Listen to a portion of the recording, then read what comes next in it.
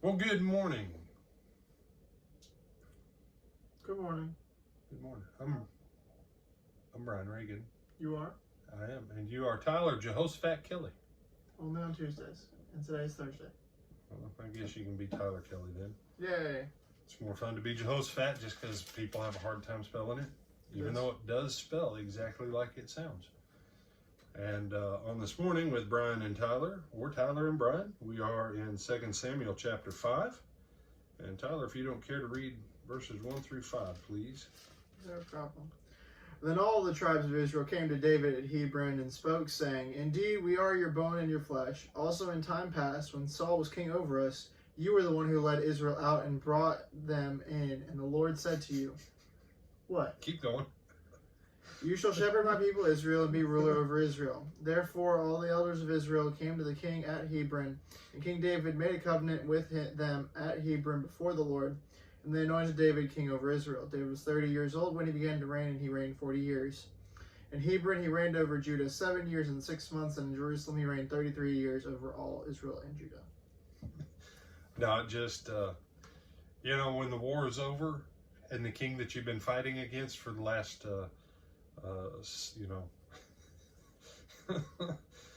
7.5 years. David, we remember you took us in, you took us out. We got no problem with you. Even though we've been fighting with you for 7.5 years in a civil war, you're the greatest guy ever.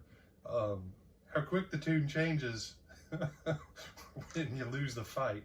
Mm-hmm. Which is really depressing because he also is the one who destroys all of your enemies before this. Mm-hmm. And keeps y'all from getting ramrodded by the Philistines who have been trying to squish you all for the past goodness knows how many years. Yes, it is. But I think verse 2, because I'm looking at mine, I'm reading out, mine looking at the King James.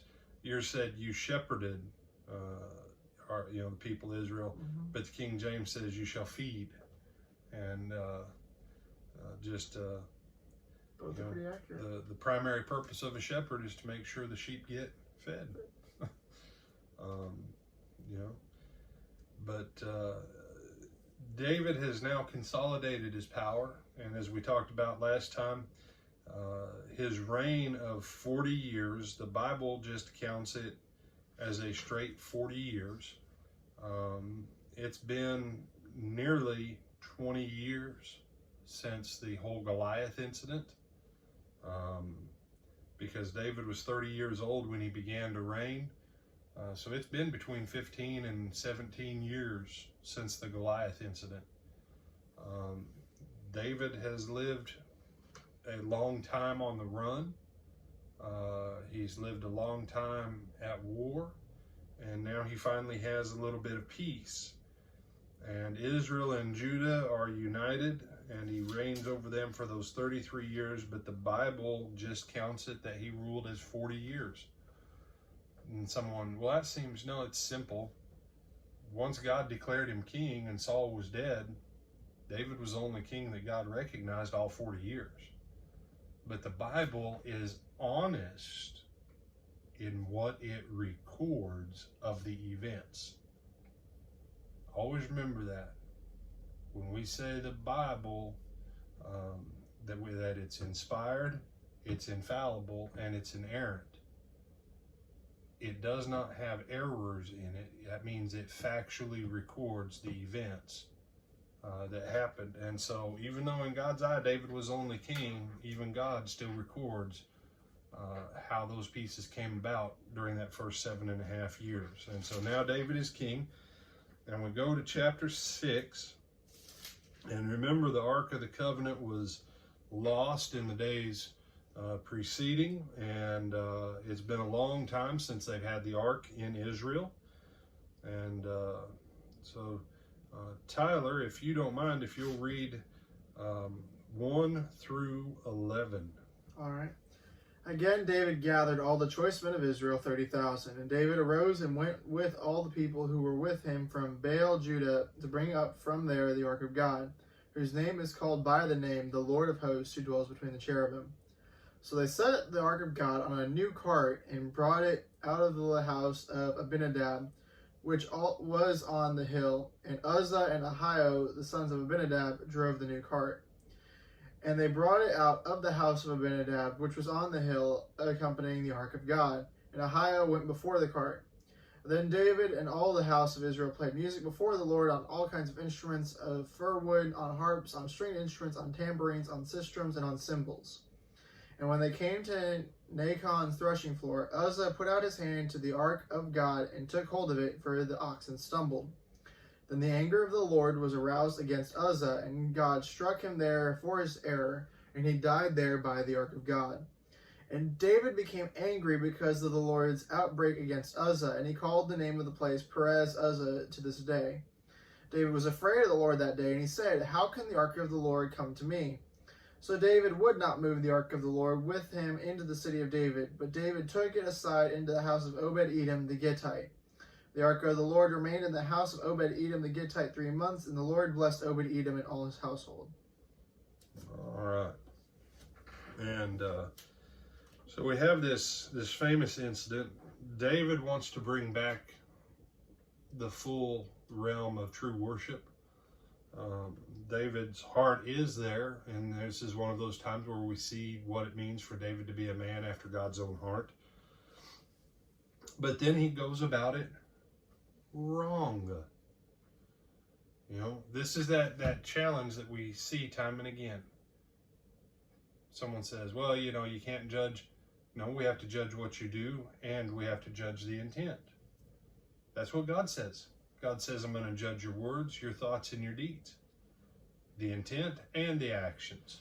Both of them have to be weighed. David's heart intent was, he wants it back. But how David went about it was wrong. And I would say to you, Tyler, that look at verse 5. Look at the wide variety of musical instruments that they have. But for the ark, they throw it on a cart, on an ox cart, to just carry it back. Now, you remember, how were they supposed to have carried the ark? You're supposed to have 2 long poles that go in through the slots on the sides, and they're supposed to be 4 men carrying it. All right.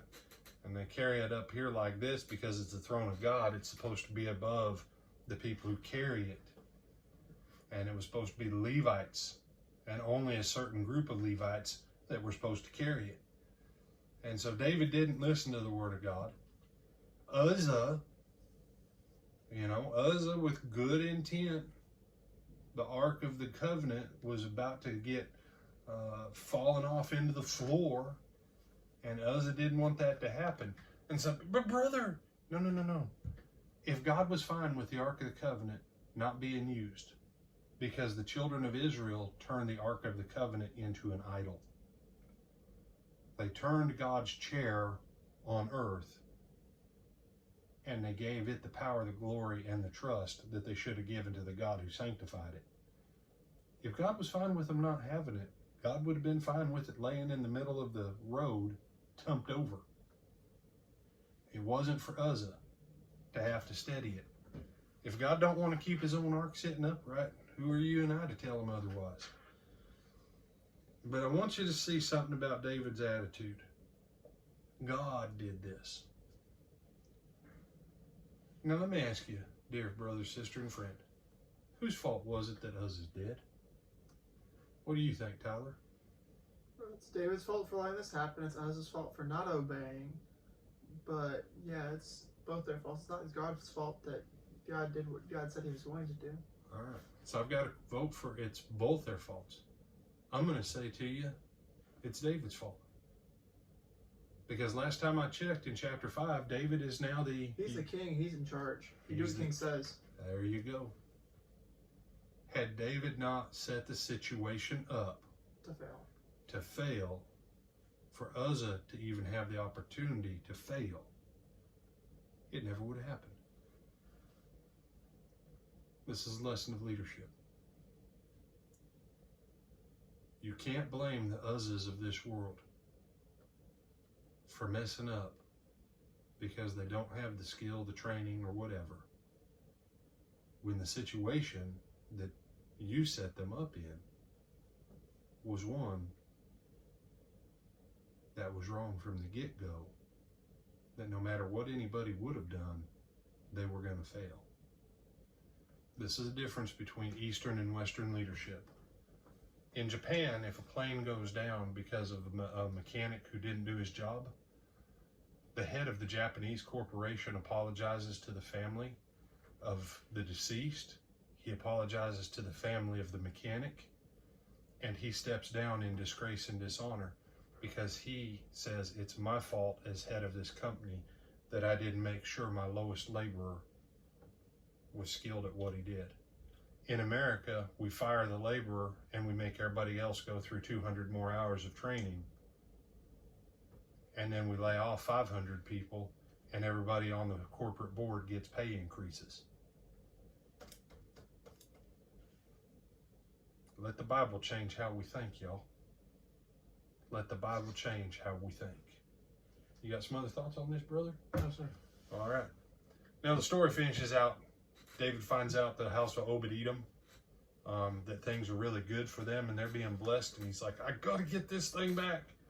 And we read that later on he goes and says to the priests, how are we supposed to bring this thing back? He never checked the word of God before he made his plans. Another lesson in leadership. Check the word of God first. Check the word of God first. I'm Brian Reagan. This is Tyler Kelly. Jumpin' Jehoshaphat. Have a great day.